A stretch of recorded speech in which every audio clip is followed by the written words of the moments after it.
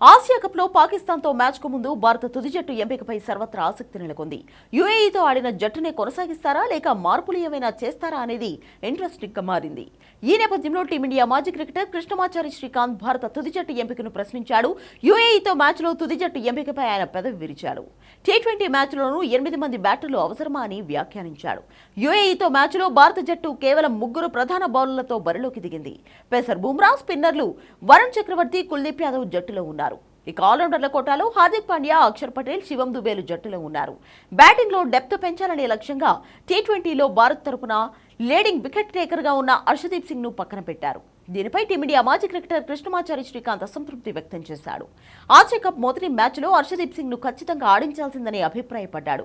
20 ఓవర్ల మ్యాచ్లోనూ భారత జట్టుకు 8 మంది బ్యాటర్లు అవసరం లేదన్నారు.